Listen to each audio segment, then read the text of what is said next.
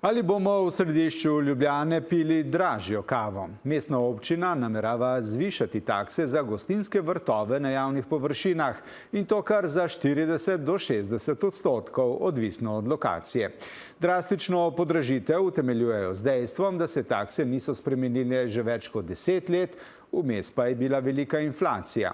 Gostinci pravijo, da bo imel dodaten strošek velik vpliv na njihovo poslovanje in da bodo najverjetneje primorani dvigniti cene. Tanja Volmut.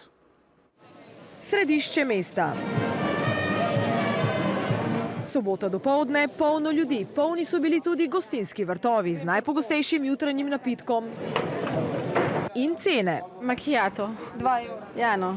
Bi bilo fajn, če bi bil 1 evro, ne? Ja, 2,60 je tam. Kapučino. Se pravi, bela kava, koliko ste rekli? 3,60. Je, ja. Koliko zdaj vi odštejete za kavico tle v centru? Po moje kar okrog 3. Preveč? Ja.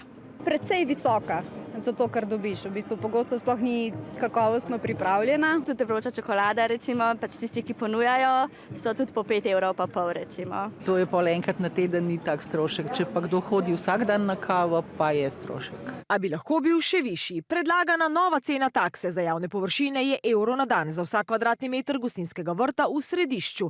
Za 100 kvadratov to mesečno pomeni 3.000. Zdaj stane približno 800 evrov manj. Upam pa, da ne bo šli zdaj v skrajnosti, ne? Kot napovedujejo, da bi se cena kave še povečala. Ne? In gostinci bodo cene kave višje.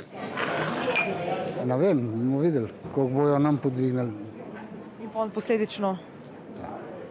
Se ve, ne? Mislite, da boste vi tudi povišali cene zaradi teh taks?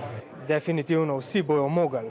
Če bojo hoteli delavci dobiti plače in tako naprej, se bo to moglo zgoditi. Tako da tukaj mislim, da mora občina zelo dobro razmisliti, kaj bo naredila. Kakšna je tista maksimalna cena, ki bi jo dali za kavico? Je 2 evro, več pa ne. Od zadnje podražitve teh taks je minilo več kot 10 let, pojasnjuje ljubljanski župan. Glede na to, kaj nudimo vsem gostincem, absolutno je to potrebno. Ne dosežemo niti tretjino inflacije, ki je v tem času nastala, tako da je to naša odločitev. Ne. Vsak se pa sam odloča, rabi vrt, ga ne rabi, kako velik vrt bo imel. Ne. Če bodo predlog novembra mestni svetniki potrdili, bodo višje takse veljale z novim letom.